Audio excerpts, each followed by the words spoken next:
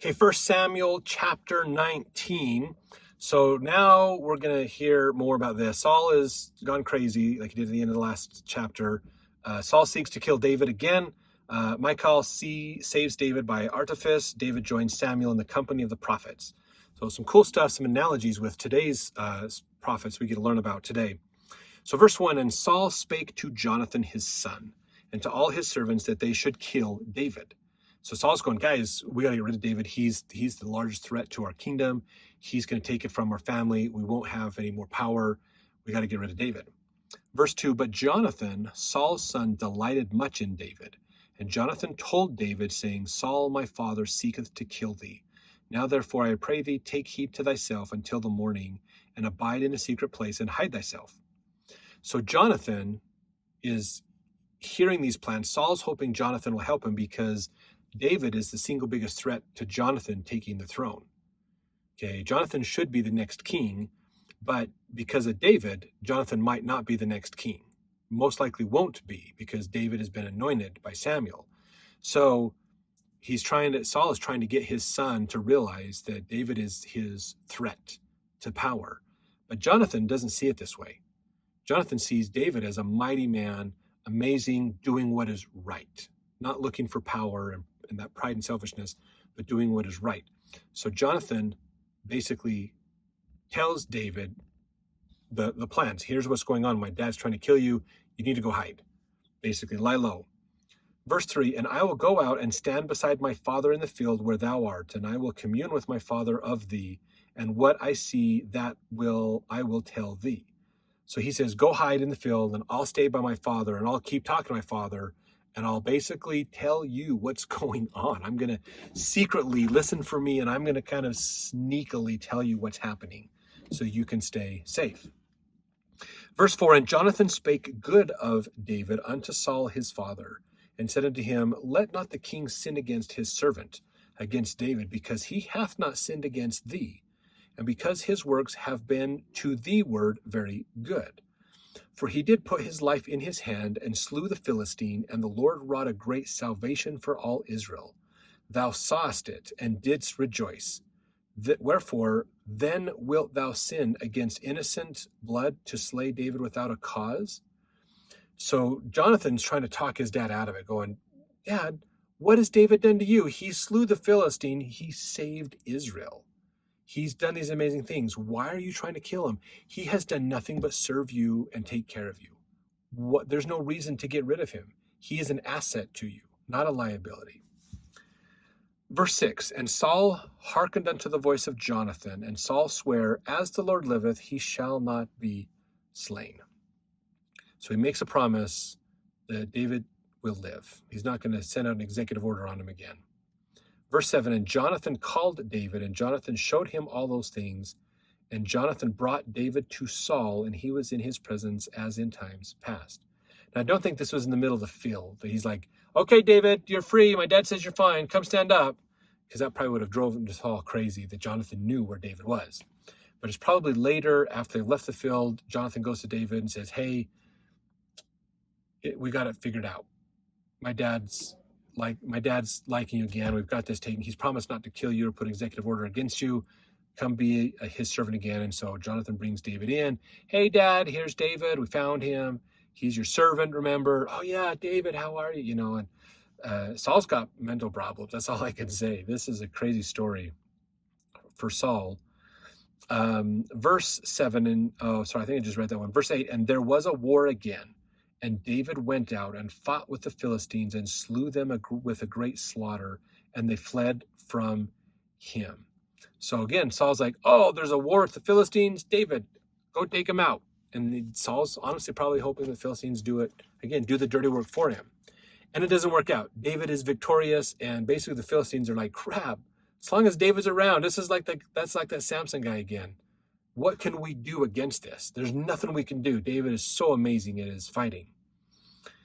So, verse 9, and the evil spirit, not from the Lord, the Joseph Smith translation clarifies that, was upon Saul, and he sat in his house with his javelin in his hand. So Saul has now gone paranoid again. And David played with his hand, played the harp, basically. Verse 10, and Saul sought to smite David even to the wall with the javelin, but he slipped away out of Saul's presence, and he smote the javelin into the wall, and David fled and escaped that night. So again, Saul tries to kill him right there, and so Saul gets out of there, or David gets out of there, excuse me. Verse 11, and Saul also sent messengers unto David's house to watch him and to slay him in the morning. So Saul has now lied. He made a promise, as the Lord liveth, basically. So he promised it in the name of God, you will not be killed. And now he's put a hit out against him, basically. And Michal, David's wife, told him, saying, if thou save not thy life tonight, tomorrow thou shalt be slain. So Michal let David down through a window, and he went and fled and escaped. So he got out of there, basically. And verse 13, and Michal took an image and laid it in the bed and put a pillow of goat's hair for his bolster and covered it with a cloth. So let's talk about this for a second. So what Michal did is basically took a bolster as a pillow. So she made it look like he was laying in bed. The old pillows under the mat, under the covers trick. Isn't that fascinating? That even in the Old Testament, that trick was still around. It still happened. They used the pillows to make it look like somebody's laying in bed asleep. Verse 14, when Saul sent messengers to take David, he said, he is sick. And Saul sent the messengers again to see David, saying, bring him up to me in the bed, that I may slay him. So the messengers go down to see him. And Michal's probably like, David's in bed. He's sick. He's not feeling good. So the servant's like, well, he's sick, though, king.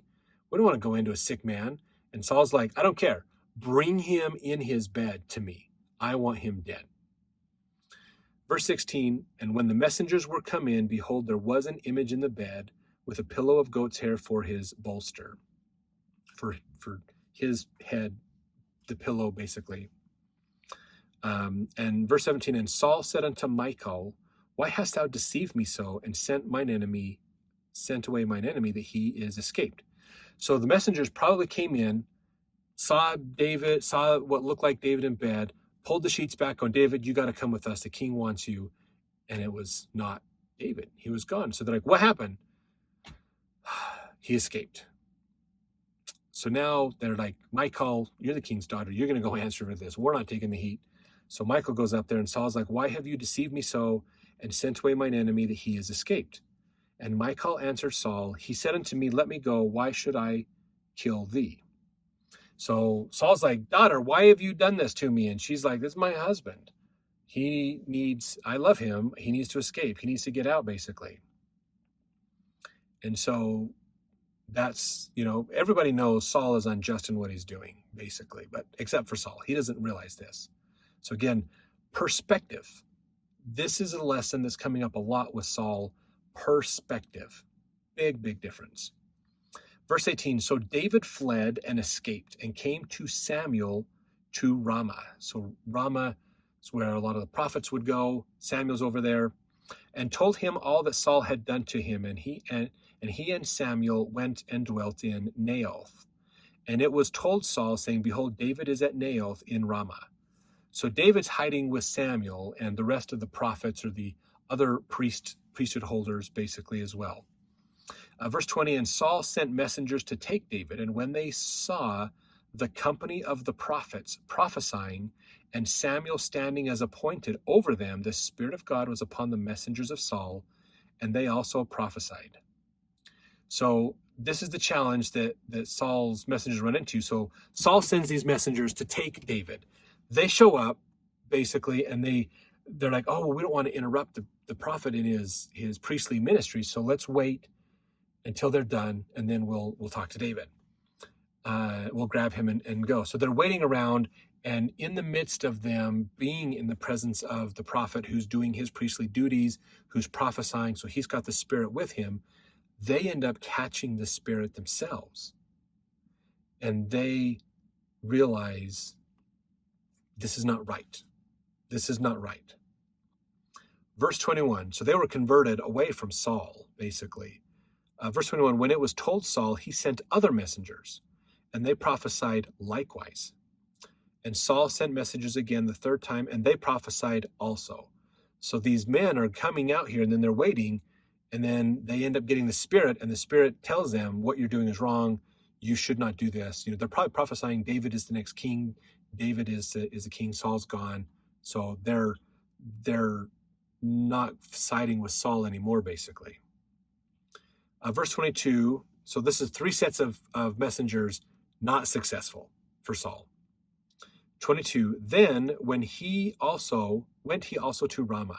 So this is Saul himself going out to get David, and came to a great well that is in Sechu. And he asked and said, where are Samuel and David? And one said, behold, they be at Naioth in Ramah. And he went thither to Naioth in Ramah, and the Spirit of God was upon him also. And he went on and prophesied until he came to Naioth and in Ramah. So Saul goes and he gets involved in this as well and feels the Spirit, and the Spirit touches Saul. A moment of clarity in Saul's craziness. Verse 24, and he stripped off his clothes also and prophesied before Samuel in like manner, and lay down naked all that day and all that night. Wherefore they say, is Saul also among the prophets? So this is coming up here basically getting involved in these ordinances and the worship and the things that are going on. Clarke in Bible commentary said, Saul threw off his royal robes or military dress, retaining only his tunic, and continued so all that day and all that night, uniting with the sons of the prophets in the prayers, singing praises and other religious exercises, which were unusual to kings and warriors. And this gave rise to the saying, is Saul also among the prophets? By bringing both him and his men thus under a divine influence, God prevented them from injuring the person of David. So truth did prevail, basically, in this matter. A really fascinating idea here that we get to see that how much of an influence the Spirit can have on people. And it's not unlike, it reminds me of the story in the book of Alma about how the preaching of the word of God had a bigger influence on people than the threat of a sword had an influence on the people, basically. And that's kind of what's happening here too, is as they're learning truth, as a moment of clarity of truth is coming on them, they understand what they're doing is not right and it's not going to work, basically. Something that's really funny about this experience that I've learned is there's actually a parallel to this in Latter-day Church history, basically in the 1800s. So I'm going to look at this here, and this is in about Wilford Woodruff. He says, when I arose to speak at Brother Benbow's house, so this is Wilford Woodruff on his mission in England, a man entered the door and informed me that he was a constable and had been sent by the rector of the parish with a warrant to arrest me. So the rector is the leader of a parish, kind of a priest over a parish. So he has his own church and he is the leader of this church. And he feels threatened that Elder Woodrow is preaching, basically. And so he sends the constable to go arrest him, basically. And so Elder Woodrow asks him, he says, for what crime? He said, for preaching to the people. I told him that I, as well as the rector, had a license for preaching the gospel to the people. So he's like, no, I got a license I have a valid license from the government that says I can teach the gospel to the people. Same as the rector, basically. And that if he would take a chair, I would wait upon him after the meeting. He took my chair and sat beside me. For an hour and a quarter, I preached the first principles of the everlasting gospel. The power of God rested upon me, the Spirit filled the house, and the people were convinced. At the close of the meeting, I opened the door for baptism, and 7 offered themselves. Among the number were 4 preachers and the constable. The latter rose and said, Mr. Woodruff, I would like to be baptized. I told him I would like to baptize him. I went down into the pool and baptized the 7. We then came together. I confirmed 13, administered the sacrament, and we all rejoiced together. The constable went to the rector and told him that if he wanted Mr. Woodruff taken for preaching the gospel, he must go himself and serve the writ. For he had heard him preach the only true gospel sermon he had ever listened to in his life. The rector did not know what to make of it, so he sent 2 clerks of the Church of England as spies to attend our meeting and find out what we did preach. They both were pricked in their hearts, received the word of the Lord gladly, and were baptized and confirmed members of the Church of Jesus Christ of Latter-day Saints. The rector became alarmed and did not venture to send anybody else. So kind of a funny story, but that goes along with what happened here. Again, they're trying to stop him.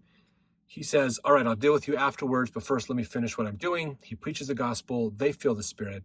They get a moment of truth. They realize this guy is the truth. The other guy is not. And that's what happened basically. So Saul has this moment of clarity where David has been spared, but it's probably not going to last, unfortunately. Saul's got some challenges here. So let's see in the next chapter what happens.